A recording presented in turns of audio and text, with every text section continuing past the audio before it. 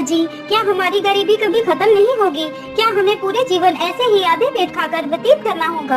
अरे भाग्यवान, मैं लकड़ी काटने बेचने के अलावा और कर भी कह सकता हूँ। देखते हैं, यदि कभी हमारे जीवन में सुख लिखा हो तो वह सुख हमें जरूर मिलेगा। अच्छा भाग्यवान, अब मैं चलता हूँ, मेरा लकड़ियाँ लेने जाने का समय हो गया है। अरे मेरे प्यारे गधे, चलो, अब हमारा लकड़ियाँ लाने का समय हो चुका है। इतना कहकर लकड़हारा अपने गधे को लेकर जंगल की तरफ निकल पड़ता है।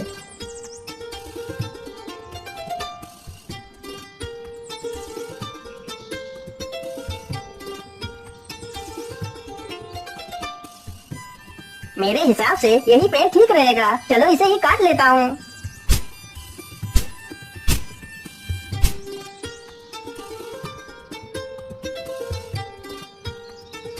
लकड़हारा जल्दी से लकड़ियाँ काटकर अपने गधे पर लाद लेता है और घर की तरफ निकल पड़ता है।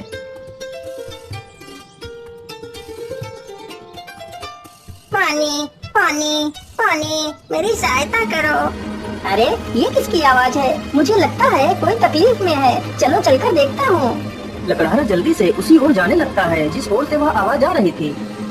पानी पानी पानी, मेरी सहायता करो। अरे ये क्या? ये तो एक तोता है, लेकिन यह तो पूरी तरह जख्मी हो चुका है। मैं ऐसा करता हूँ, इसे भी अपने साथ ही ले चलता हूँ। लकड़हारा जल्दी से उस तोते को उठा लेता है और उसे भी अपने साथ ले जाता है।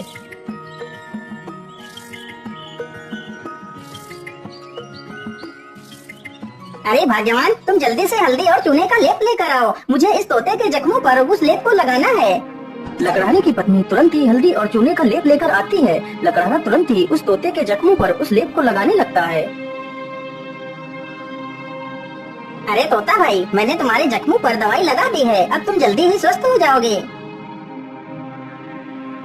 इस प्रकार तोता 1-2 दिनों में ही पूरी तरह स्वस्थ हो जाता है।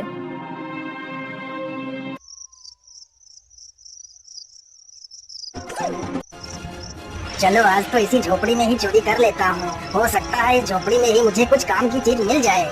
इतना कहकर वह चोर उस झोपड़ी में घुस जाता है। तभी वह तोता उस चोर को देख लेता है। अरे मालिक जल्दी से उठिए, देखिए चोर आ गया। अरे मालिक जल्दी उठो। अरे मालिक जल्दी से उठिए, देखिए चोर आ गया। अरे मालिक जल्दी उठो। अरे वाह, यह तोता तो बोलता भी है, तो क्यों ना मैं इसी तोते को ही पकड़ ले जाता हूँ। बाजार में तो इसकी कीमत अच्छी मिलेगी, और तो कुछ इस झोपड़ी में दिख भी नहीं रहा है। इतना सोचकर चोर तुरंत ही तोते का पिंजरा उठाता है और वहाँ से भाग जाता है।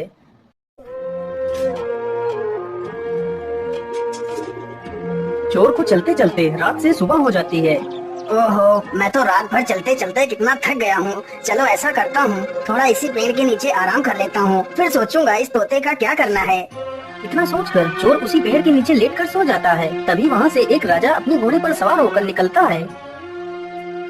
महाराज मुझे बचा लीजिए, मेरी रक्षा कीजिए महाराज, नहीं तो यह चोर मुझे मार डालेगा।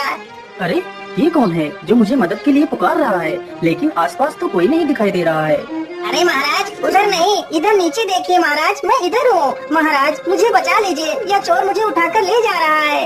अरे वाह, यह तोता तो बोल भी सकता है। चलो मैं इस तोते को खरीद लेता हूँ, यह तोता मेरी पुत्री को बहुत पसंद आएगा। अरे ओ चोर, चल अब उठ जा, और कितना सोएगा तू? महाराज मैंने कोई चोरी नहीं की, मुझे कुछ मत करना महाराज।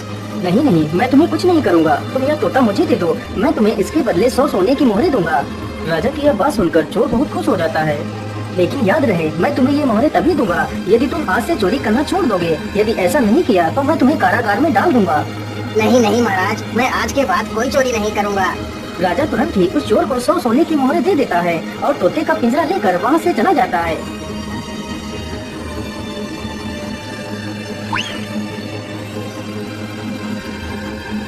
अरे राजकुमारी, तुम कहाँ हो? देखो मैं तुम्हारे लिए क्या लेकर आया हूँ। अरे पिताजी, यह तोता तो कितना सुंदर है। हाँ पुत्री, यह कोई ऐसा वैसा तोता नहीं है, यह तोता इंसानी भाषा को बोल और समझ सकता है। फिर तो यह एक अद्भुत तोता है। पिताजी, आज से मैं इस तोते को अपने साथ ही रखूंगी।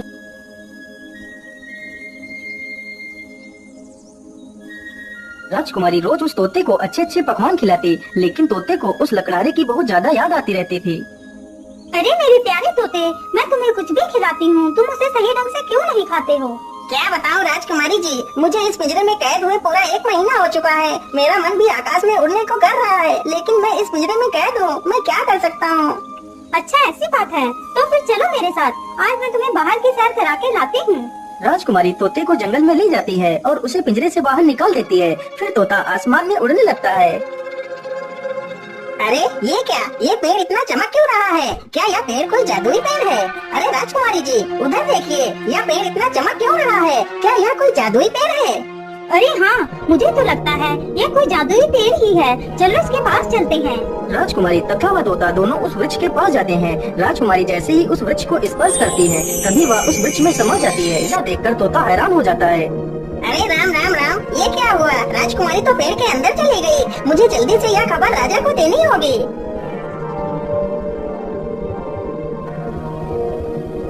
अरे ये मैं कहाँ आ गई? ये कौन सी जगह है? तभी एक बड़ा सा बाज राजकुमारी के सामने आकर खड़ा हो जाता है। अरे यह बाज तो कितना विशाल है।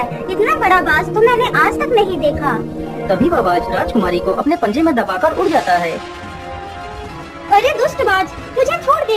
तू मुझे कहाँ ले जा रहा है? वह बाज राजकुमारी को एक गुफा के भीतर ले जाता है जहाँ एक डायन खड़ी होती है।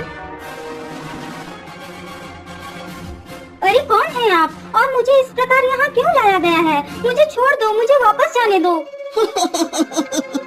चली जाना, इतनी जल्दी किस बात की है? तुम इस समय पाताल लोक में हो। यहाँ से निकलना इतना आसान नहीं है। तुम यहाँ से तभी बाहर जा सकती हो जब मैं चाहूँगी। यदि तुम यहाँ से बाहर जाना चाहती हो तो तुम्हें मेरा एक काम करना होगा। बोलिए, आप क्या काम करवाना चाहती हैं? राजकुमारी जी, तुम्हें मेरे लिए अमृत लाना होगा। लेकिन ये अमृत कहाँ मिलेगा? ये अमृत तुम्हें रंगी कंचन की पहाड़ियों में मिलेगा। लेकिन ये पहाड़ी कहाँ पर है? फिर वह डायन राजकुमारी को अमृत लाने का रास्ता बताती है। वह डायन अमृत पीकर अमर होना चाहती थी और पूरी दुनिया पर राज करना चाहती थी। उस डायन ने उस विशाल बाज को अपने वश में कर रखा था जिससे वह सारे काम करवाती थी। डायन की ये सारी बातें सुनकर राजकुमारी वहाँ से अमृत लाने के लिए चल पड़ती है।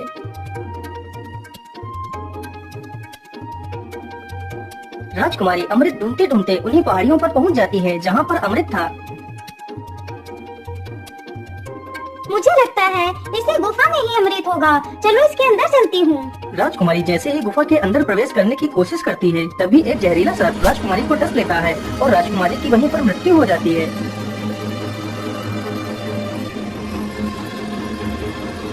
महाराज, यह वही पेड़ है जिसमें राजकुमारी समा गई है। ठीक है तोते, तुम यहीं पर रुको, मैं इस पेड़ के अंदर अकेला ही जाऊंगा। राजा जैसे ही पेड़ को हाथ लगाता है तो वह भी उसी पेड़ के अंदर चला जाता है। तभी वही बाज फिर से आता है और राजा को भी उठाकर उसी डायन के पास ले जाता है। कौन है आप और मुझे यहाँ पर इस प्रकार लाने का क्या कारण है? मेरी राजकुमारी कहाँ है? अरे महाराज, आप चिंता न करिए। आप जल्दी ही अपनी राजकुमारी से मिलेंगे। उससे पहले आपको मेरा एक काम करना होगा। ठीक है डायन, मुझे जल्दी से बताइए, मैं तुम्हारे लिए क्या काम कर सकता हूँ। फिर वह डायन राजा से भी उसी अमृत को लाने की बात कहती है। ठीक है डायन, मैं तुम्हें वह अमृत लाकर दे दूंगा, लेकिन मेरी पुत्री को कुछ नहीं होना चाहिए। इतना कहकर राजा अमृत लाने के लिए चल पड़ता है।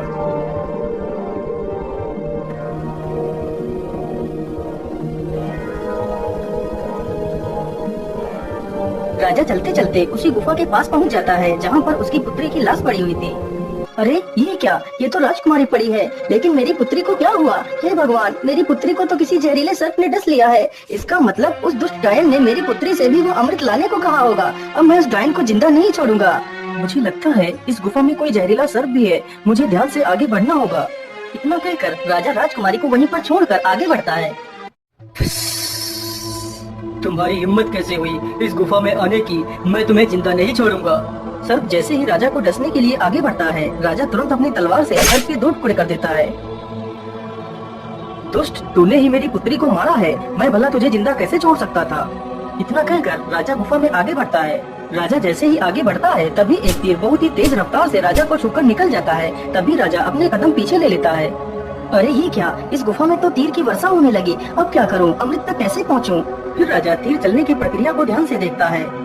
अरे ये क्या, जब एक तीर इस दिशा से उस तरफ जाता है तभी दूसरा तीर उस दिशा से इस तरफ आता है। इसका मतलब यदि मैं एक एक कदम आगे बढ़ाऊं तो मैं अमृत तक पहुंच सकता हूं।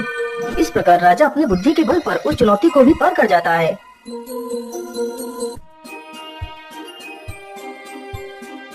अरे वो रहा अमृत, चलो जल्दी से अमृत को ले लेता हूँ।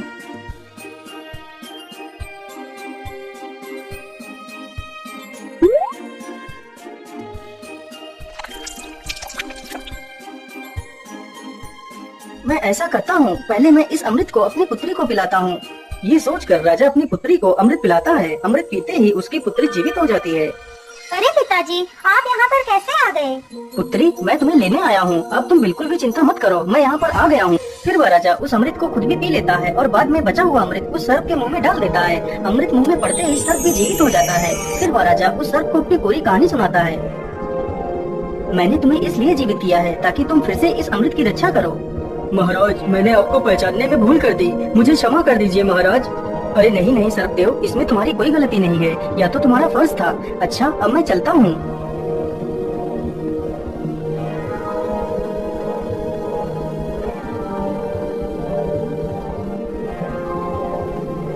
राजा उस बोतल में अमृत के स्थान पर एक तालाब से साधारण जल भर लेता है और डायन के पास पहुँच जाता है। ये लीजिए डायन, मैं तुम्हारे लिए अमृत लेकर आ गया हूँ। अब मुझे बाहर जाने का रास्ता बता दीजिए। अरे वाह राजा, तुम तो कितने बहादुर हो। यह अमृत आज तक कोई नहीं ला सका। जो भी गया वह लौट कर नहीं आया और तुम तो अमृत लेकर आ गए। चलो चलो, जल्दी से मुझे यह अमृत दे दो। राजा तुरंत ही उस डायन को वह पानी से भरी हुई बोतल दे देता है। डायन तुरंत ही उस पानी को अमृत समझकर पी जाती है। हे डायन, मैंने आपके कहे अनुसार आपको अमृत लाकर दे दिया। अब मुझे बाहर जाने का मार्ग बता दीजिए। इतनी भी जल्दी क्या है, अब मैं अमर हो चुकी हूँ। अब तुम दोनों यहाँ से कहीं नहीं जाओगे। आज से तुम दोनों भी मेरे गुलाम हो। अरे डायन, ये तो सरासर धोखा है। मुझे यहाँ से जाने का मार्ग बताओ, नहीं तो मैं तुझे मार डालूंगा।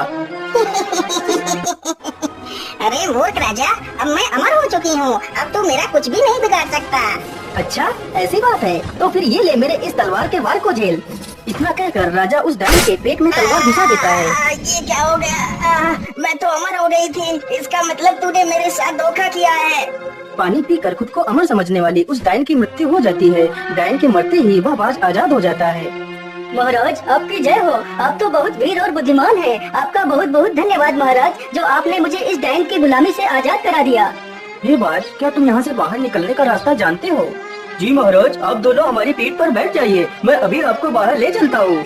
दोनों ही बाज की पीठ पर बैठ लेते हैं और बाज उन दोनों को लेकर एक दरवाजे के पास जाता है। महाराज, इसी दरवाजे के बाहर आपकी दुनिया है, यहीं से आप बाहर जा सकते हो महाराज। राजा तथा राजकुमारी दोनों बाज का धन्यवाद करते हैं और उस दरवाजे से बाहर चले जाते हैं।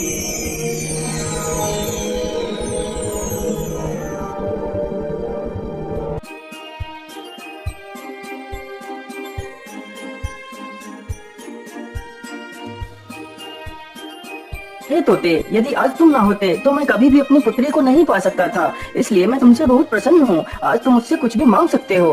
महाराज, यदि आप मुझे कुछ देना ही चाहते हैं तो मुझे 1000 सोने की मोहरें देकर आजाद कर दीजिए। राजा ने ऐसा ही किया। तोते को 1000 स्वर्ण मुद्राएं देकर उसे विदा कर दिया। तोता वहाँ से उड़कर सीधा उसी लकड़हारे के पास पहुँच जाता है। मालिक, देखिए मैं आ गया और आपके लिए कुछ उपहार भी लेकर आया हूँ। लकड़हारा जैसे ही उस पोटली को खोलकर देखता है तो उसमें ढेर सारे सोने के सिक्के देखकर वो बहुत खुश हो जाता है और फिर वे तीनों मिलकर खुशी खुशी अपना जीवन व्यतीत करने लगते हैं।